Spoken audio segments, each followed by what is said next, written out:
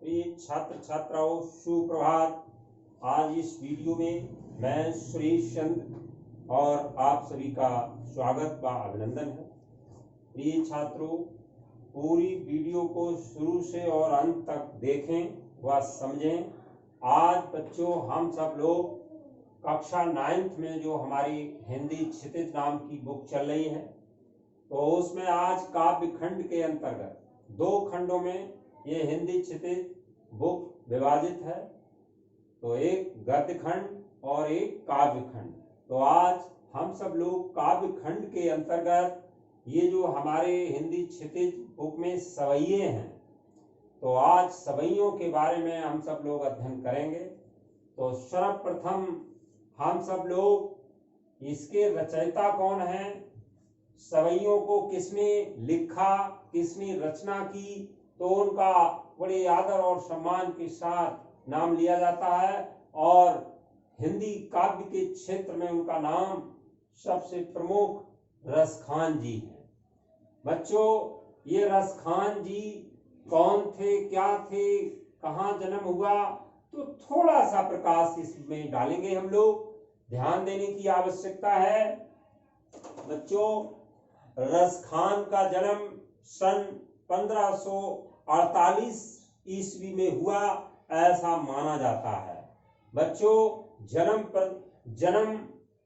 ये जो जन्म स्थान या जन्म परिचय के बारे में बहुत आवश्यक जानकारी है, क्योंकि ऑब्जेक्टिव जब कोई पेपर बनता है तो उसमें जीवन परिचय में से भी एक नंबर के क्वेश्चन सिलेक्ट किए जाते हैं। तो हम सब लोगों के लिए आज रसखान जी के बारे में जीवन, उनका परिचय क्या है, थोड़ा सा प्रकाश डालना अत्यावश्यक है। मैं समझता हूं, आप ध्यान से सुनिए, मैं बता रहा हूं। प्रिय छात्रों, रसखान का जन्म सन 1548 ईस्वी में हुआ ऐसा माना जाता है। बच्चों, इनका मूल नाम क्या था? मूल नाम इनका सैयद इब्राहिम था और वे दिल्ली के आसपास ही रहने वाले थे। बच्चों, कृष्ण भक्ति ने उन्हें ऐसा मुग्ध कर दिया कि गोस्वामी विठल नाथ से दीक्षा ली और ब्रज भूमि में जा बसे।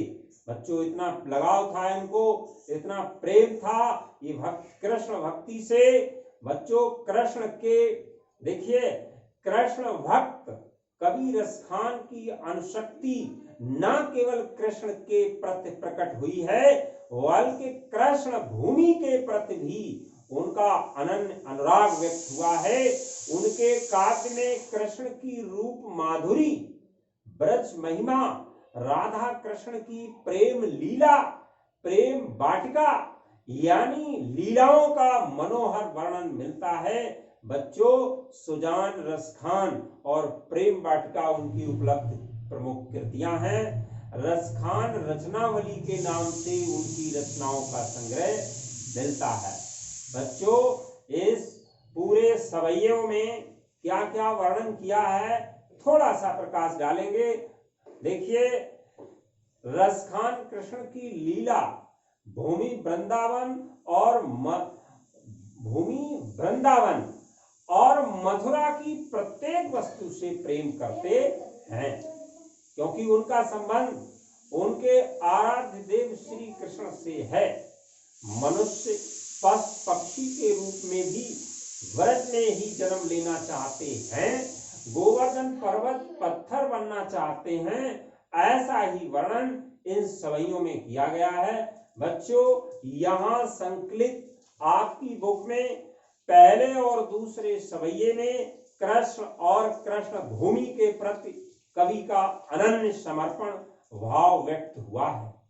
बच्चों, तीसरे सवैये में कृष्ण के रूप में सौंदर्य के प्रति गोपियों की उस मुग्धता का चित्रण है, वर्णन है, जिसमें वे स्वयं कृष्ण का रूप धारण कर लेना चाहती हैं।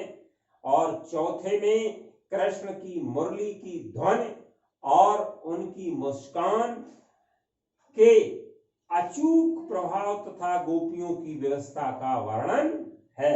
बच्चों, ये प्रथम सवैये में जो कठिन कठिन शब्द आए हैं वो मैंने नोट किए हैं, आप लोग एक बार प्रकाश डालेंगे।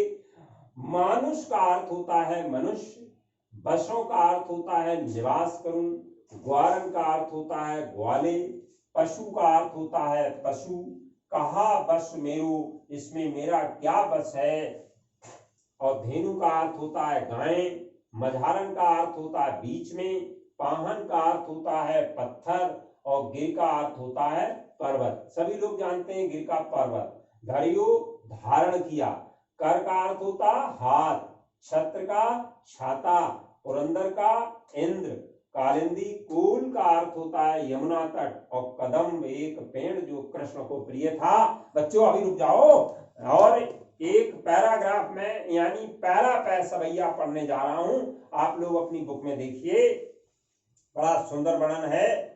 मानुष हो तो बही रस खान, बसो ब्रज गोकुल गांव की ग्वारन। मानुष हो तो बही रस खान, बसो ब्रज गोकुल गांव की ग्वारन। और जौ पशु हाउ तो कहा बसु मेरो, चरौ नित नंदा की धेनु मझारन।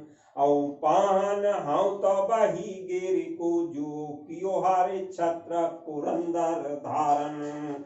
और चौखग हाउ तो बसेरो, करौ मिल कालिंदी कुल कदम्ब की डारन। बच्चों मानुष का अर्थ यहाँ लिख दिया गया है, और मानुष का अर्थ है मनुष्य, यानी प्रस्तुत सवैये में, ये जो सवैया अभी मैंने रीड किया, इस सवैये में रसखान ये इच्छा व्यक्त करते हैं कि वे अगले जन्म में उन्हें जो भी रूप मिले वे वृंदावन से ही जुड़े रहना चाहते हैं। और वे कहते हैं कि यदि मानुष हाउ तो बही रस खान, यदि मुझे मनुष्य का जन्म मिले तो वृंदावन में जहां के ग्वाल वालों के साथ रहूं। जाऊं पशु हाउ तो कहा बसु मेरो, पशु का अर्थ होता है पशु। बच्चों यदि पशु भी बनूं तो इसमें कहा बसु मेरो, इसमें मेरा कोई बस नहीं। चरौ नित्यानंद की धेनु मझारन, धेनु का अर्थ होता है गाय, और मझारन का अर्थ होता है बीच में। तो इसमें मेरा कोई बस नहीं, पर मैं इतना चाहता हूं कि मैं सदा नंद बाबा की गायों के बीच में ही चरने वाला कोई पशु बनूं।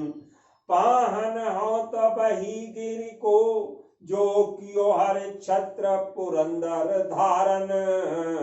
पाहन का अर्थ होता है बच्चों पशु, और गिरी का अर्थ होता है पर्वत। जो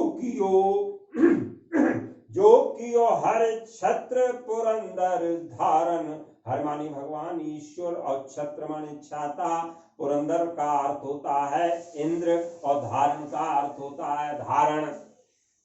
यदि मुझे पत्थर भी बनना पड़े तो मैं गिरिराज गोवर्धन पर्वत का पत्थर बनना चाहूंगा, क्योंकि जाओ खग हाउ तब सेरो, करौ मिल कालिंदी कुल कदम्ब की डारन। बच्चों जौ खग यानी खग का अर्थ होता है बच्चों पक्षी, और बसेरो करो का अर्थ होता है रहूं। गिरी मेले कालिंदी कूला कदम्बा की डारन, कालिंदी कूल का अर्थ होता है यमुना तट, और कदम्ब बच्चों एक पेड़ जो कृष्ण को प्रिय था उसको कदम्ब कहा जाता है। तो क्योंकि उसे भगवान कृष्ण ने इंद्र से रक्षा करने छाता बनाकर हाथ में उठा लिया था। जाओ खग हाउ ता बसेरो, करौ मिले कालिंदी कुल कदम्ब की डारन। यदि मुझे पक्षी बनना भी पड़े तो मैं यमुना तट पर कदम्ब के पेड़ों में निवास करना चाहूंगा, क्योंकि इनके निकट ही कृष्ण रास रचाया करते थे। बड़ा सुंदर वर्णन किया बच्चों। दूसरे सवैये और तीसरे सवैये और चौथे सवैये का अगली वीडियो में आपको मैं अर्थ बताऊंगा, पूरा भावार्थ समझाऊंगा। ये आप वर्ड मीनिंग नोट कर लीजिए, और शेष फिर मिलते हैं अगली वीडियो में, तब तक के लिए लेते हैं विराम। यदि वीडियो अच्छी लगी हो तो लाइक और सब्सक्राइब अवश्य करिए। बहुत बहुत धन्यवाद। जय हिंद।